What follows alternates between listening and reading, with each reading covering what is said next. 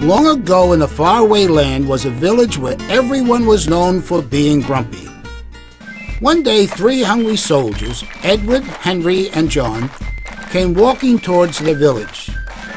When the villagers spotted the soldiers who had faithfully protected them, he yelled, "The soldiers are coming to eat!" The villagers dashed into their houses and locked their doors. When Edward saw the villagers running into their homes, he exclaimed, "What selfish people! We protect them all day long, and they won't even offer us a piece of bread?" "How ungrateful they are," Henry chimed in. "Selfish people are miserable," John said. "Let's see if we can help the villagers learn that sharing brings happiness." "They don't deserve any help," grumbled Henry. "I'm starving," complained Edward. "I need something to eat. Forget about helping them." "Let's not be like them," John suggested. "Let's try to think of how we can help them." The soldiers walked to the middle of the square and sat down. "Got any ideas what to do?" Henry asked. "Not a one," John said. "I can't think of anything either," Edward said. "But I'm starving. I need something to eat." Suddenly, John jumped up.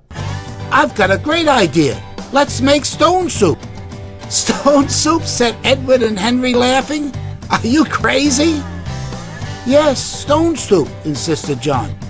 "We'll make soup with stones. It will teach villagers that sharing brings happiness." "How will making stone soup teach villagers sharing brings happiness?" Edward asked. "I'll show you," John said. Henry shrugged. "We've got nothing to lose. What do you want us to do?" "Choose a round stone from the brook." "It doesn't make any sense," grumbled Edward. "But I'll do what you say." "It will work," insisted John. Each soldier picked a stone from the brook. As the soldiers placed the stones on the table, Henry teased, "Let's see you make soup from these stones." John never said a word. He walked straight to the nearest house and knocked on the door. No one answered. He pounded harder. Still no answer. He knew someone was home because he had seen them run into the house. "How can I get them to open the door?" he wondered. "I have an idea," he exclaimed. John shouted, "Could you lend us a large kettle to make stone soup for the villagers?" The wife roared with laughter. "That's silly. They can't make soup from stones." "Let's see the silly soldiers try," the husband said. "Besides, it doesn't cost us anything to loan them our big kettle." They opened the door. "It's a foolish idea to try to make soup from stones," the wife said as she held back a laugh. "Loan us a large kettle," John said, "and we'll show you how." "We'd love to see you do it," the husband said. The couple brought a large kettle. The soldiers filled the kettle with water and placed it on the fireplace. John smiled and dropped the stones into the kettle. "From these stones we'll make the most delicious soup you have ever tasted." "Silly, silly, silly," the woman said. Everyone laughed at John for his foolish idea. "We need some wood to make a fire," John said. "Do you know of anyone with some spare wood?" "I do," said the man. He went to his neighbor and asked, "Some soldiers are making stone soup. Could you please give us some wood?" "It's impossible," the wife said. "Pah," the husband said. "We have plenty of wood. Let's see the soldiers make fools of themselves." John put the wood into the fireplace. Soon they had a roaring fire and the water was boiling. "Oh, if we only had a few onions," groaned John. "The soup would taste so much better." "I'll ask my neighbor," said one of the villagers. The villager quickly went to her neighbor and asked, "Could you spare some onions to help the soldiers make stone soup?" "What a foolish idea to make soup from stones," the husband said.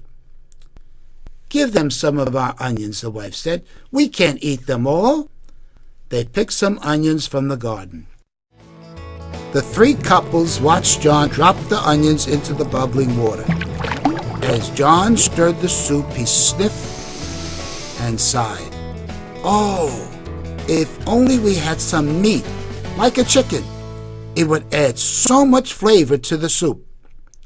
My neighbor has lots of chickens, said a villager. He ran to his neighbor and said, come and see how the soldiers are making soup from stones. And please, could you bring a chicken to add a bit more flavor to the stone soup? Sure, the neighbor agreed. I'm curious how anyone can make soup from stones. John added the chicken to the stone soup. Again he sniffed and sighed. Too bad we don't have potatoes. Stone soup tastes so much better with some potatoes. My next-door neighbor grows potatoes, the villager said. I'll ask him. He quickly went to his neighbor and asked, would you please give us some potatoes for the stone soup the soldiers are making? How can you make soup from stones? Asked the wife. Come and see, the neighbor said. The husband dug up potatoes, the wife peeled them, and the neighbor cut them into pieces. The 5 couples watched John drop the potatoes into the kettle. John sniffed and smiled.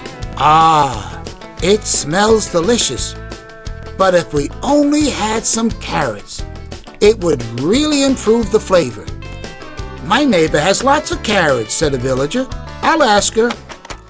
She ran to her neighbor and said, the soldiers are making stone soup. Could you please give us some carrots for extra flavor? The woman roared with laughter. Stone soup? You can't make soup from stones. Come and see, the neighbor said. It smells delicious already. Give the foolish soldier some carrots, the husband said. We'll have a big laugh when anyone tries to eat their tasteless stone soup. John dropped the carrots into the kettle and then tasted the soup. There's just one thing missing. To make this soup perfect, we need some salt and pepper. Let's ask the mayor, shouted someone from the crowd. He's the only one not here.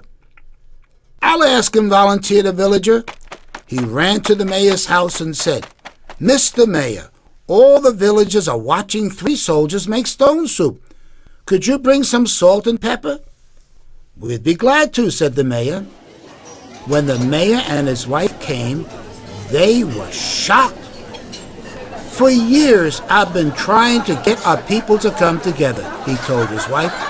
Look at them now. They're talking and laughing with one another.